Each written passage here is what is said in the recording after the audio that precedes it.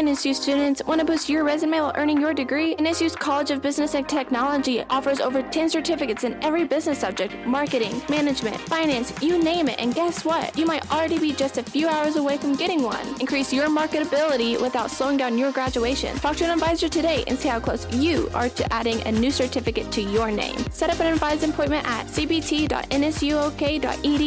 NSU, power up your degree. Hello, welcome to Hawk Talk, TNE's podcast. I'm sitting down today with Suzy Greer, NSGA Vice President, and Addison Rouse, NSGA Fiscal Affairs Chair, who are here to discuss the upcoming NSGA student organization allocations. Thank you both for taking the time to sit with me.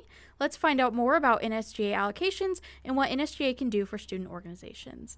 Thank you both for being here. Absolutely. Yes, thank you. So first, I just kind of want to start off. Tell me a little bit about your positions within NSGA. Okay, I'll start. So my name is Suzy Greer, and I'm the Vice President of NSGA. Basically, I assist the president in whatever she needs. Mm-hmm. I also run our meetings every week. So those are really two big portions of my job. My name is Addison Rouse. I'm the chair of the fiscal committee, and basically I serve as kind of the liaison between the committee and organizations, and I also serve as the leader of the committee, making sure everything runs smoothly and organizing all of our interviews and meetings. What is both of your experience with NSGA? You know, how long have you been in it? What have you maybe done before your current position? Okay, so I have been in NSGA. This is my second year. During my first year, my first semester, I was the Fiscal Affairs co-chair. So not the chair, but the one who assists the chair. And then my second semester of my first year, I was the Outreach and Programs chair. So basically the person who puts on fun events. And then now I'm vice president. So this is my first year with NSGA, as I am a traditional freshman, but I'm currently representative on the Tribal Youth Council, and I'm no stranger to legislation, and I'm a political science major, so I'm really passionate about government and just really grateful for this opportunity and really excited about the work that we're doing. So you both kind of have quite a bit of experience within NSGA and sort of legislation things, but in your positions, kind of what has your experience been with allocations? I know, Suzy, you mentioned you were fiscal committee co-chair last year, so you do have quite a bit of experience with allocations. I have a lot of experience with allocations. We're at constant meetings last year about allocations, a lot of interviews, a lot of just reviewing different allocation applications. So I have a lot of experience with allocations.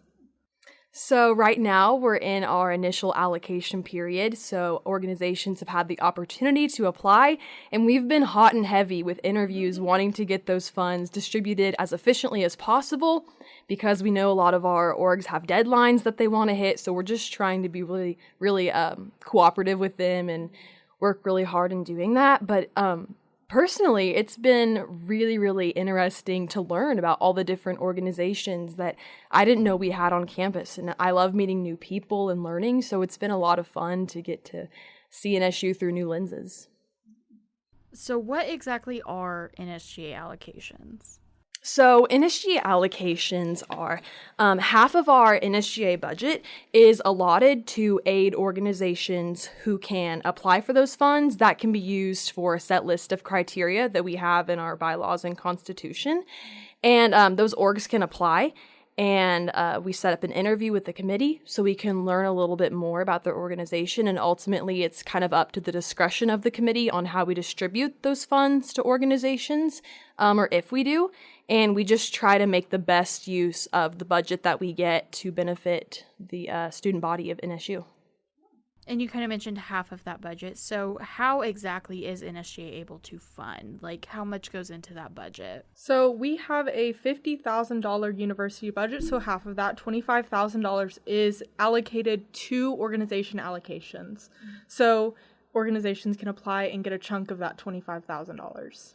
And Addison, this is kind of more geared towards you, but you talked about this a little in the beginning, but how exactly does your position help go through that process of when organizations are applying for allocations? As chair, it's up to me to kind of receive and sort through the applications that we get, through the Google form that we offer.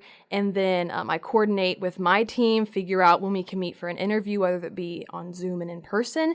And then we'll get that organization in for an interview so we can learn more about what they're planning to use those allocations for, how we can help them best, and ultimately give them the best shot when they go to the Senate floor. You know, our ultimate goal is to help them get the help that they need, and we just try to do our best to work with them on that. So after that, you know, we'll draft up legislation as a committee, and we'll send it over to our vice president, and that will ultimately be put in the agenda for our next Senate. So you talked a little bit about the process. Can you kind of go into more detail as to what the process is for student organizations who are looking for funding? Absolutely. Student organizations who are looking for funding, we're really looking for a lot of intention in what they're funding with. We want to know that you have a plan and that you're going to execute it well, or at least try to. And we have our Google form, which is very straightforward. You'll fill that out, tell us a little about your organization, what fundraisers you're doing, again, how you plan to use that, and make sure you have an understanding of what you can and can't use that allocated money for. So what exactly can organizations apply for? Yeah, we have a plethora of things that we can cover. Entertainment, tabling supplies, bringing guest speakers in, just a few of, there's a list of things that we can't cover, but a few of our big ones that we see a lot, we cannot cover apparel, we can't cover food, we can't cover things that you're going to sell, and we cannot cover travel out of the country or to the state of California. Just out of my curiosity, has there ever been an allocation that have asked for something, whether it's in the past or just recently, that's asked for something that's like kind of out there and you really weren't sure whether you could or couldn't fund it? Yes, all the time. You know, I still find myself looking through our bylaws and, you know, we sit down and we're like, man, this one's kind of a brain buster. We've got to go look through. But we see some really interesting, fun things come up on these forms, which makes the job really exciting because you never know what you're going to see. So when student organizations kind of apply for this and put down what they want to apply for, do you guys as a fiscal committee go through that and look at that detail? Do you change anything ever, or is it just kind of a cut and dry yes or no? So it's up to the discretion of the committee how we handle that. We can change what they've asked for. You know, maybe they want a wagon to load their stuff from tabling and they find a $350 wagon with titanium or something. We can find something that's a little bit more reasonably priced that we can get further in our budget for everyone with. We can take things off that we may not be able to cover initially, and we can add funds if we feel. A lot of times when we take things off, you know, maybe this is a good cause, but we're not able to cover it right now. We always encourage our organizations to reapply because some funding may still be waiting in the pot for someone to claim it. And so when organizations kind of go through these interviews and everything, you mentioned that any legislation that is written, you send over to Suzy. So what does kind of the Senate side of things look like? As Addison mentioned, her committee can change, alter things. Our Senate body can also do the same thing. So as she mentioned, let's just say their committee passed that $350 titanium wagon, whatever. Our Senate can look at that and also decide, hey, maybe we shouldn't fund that. And they can say, well, I don't feel like we should allocate $350 for this one wagon. That's a little crazy. So they can make modifications. But that's really just up to our members of Senate to do. And they make amendments and then we vote on those amendments. Has there ever been any kind of like almost dicey moments within Senate where maybe Senate didn't really agree with a piece of legislation from the fiscal committee? Oh, definitely. Last year there were a few times where it was a little dicey, a lot of questions being raised up, but we encourage our senators to ask questions because if they aren't asking questions, I feel like something's wrong. So, but some things have moved to debate. That was a little bit of a hairy moment. It was crazy. I hope people don't take it to debate every week, but I do encourage senators to ask questions about legislation being passed because that's what makes our process so unique. Is there ever almost kind of like a warning you want to give to these organizations if they ever kind of do come to Senate and see that their allocation request is being sort of heavily debated or amended? It's kind of like just review what you're asking for before. Like if you think this is just a crazy list that you're compiling of things you want, maybe reevaluate. But also Senate is not as scary as it seems.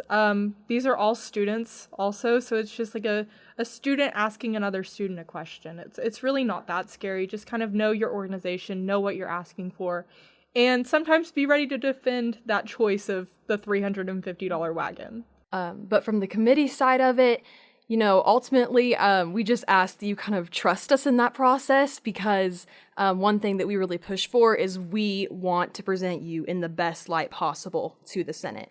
So in the moment, while you're thinking, man, this really stinks, they wouldn't cover my $350 wagon, we're trying to save you a little bit of heartache now. Find an option that, we've been in Senate, we've seen the Senate, how they respond and react to different pieces of legislation. So we're going to try to give you the best chance that we possibly can. Once this piece of legislation goes to the floor and Senate votes on it, if they approve it, what does kind of the process look like for student organizations to receive that funding, and how long does that typically take? So depending on what you're getting, if it's like a conference fee, it'll probably be a little sooner than like an Amazon package. But basically, we send it over to Brandy Little in student engagement, and she makes all of our purchases for us. So that's kind of, it takes as long as it takes sometimes. So be prepared to apply weeks in advance for this funding. Don't apply 2 days before a conference and hope you get an interview and pass through our Senate, because that's most likely not going to be the case. Is there a chance for student orgs, if they get that initial legislation passed through and they are in talks with Brandy about ordering their supplies and they realize maybe they need something different, are they able to then go in and change that? No. It's what we approve is just what we approve. We can't, after our Senate passes that's like set in stone. So would it require like an amendment or like anything like that if student organizations were to want to change that? Yes. We would also, I recommend like a reapplication. So you go through that process all again. If you didn't get your wagon and you want a wagon, maybe just reapply for that. Addison, you mentioned at the start that you guys were kind of going through your initial application period, which did end this past Sunday on the 28th. So when can student orgs start applying for funding again for this fall semester? So our extended allocation period will open October 5th, and that will carry through the rest of the fall semester. And it's the same process as the initial allocations. You're going to fill out that Google form, and we'll be getting back to you as soon as possible and to set up an interview and get that ball rolling. And will these kind of allocations also carry over in the spring? Yes. So we'll have a spring initial period, and then we'll have an extended period for the spring as well. Suzy and Addison, it was great talking to you both. Thank you so much for coming in. NSGA extended allocations will open October 5th and close on November 9th for the fall semester. And as Addison mentioned, allocations will then reopen in the spring and remain open as funds will allow. Thanks for listening to the Hawk Talk podcast. You can find us at nscunews.com, Spotify, or follow our social media pages at TNE News on Instagram and Twitter, and the Northeastern on Facebook for the latest NSU news.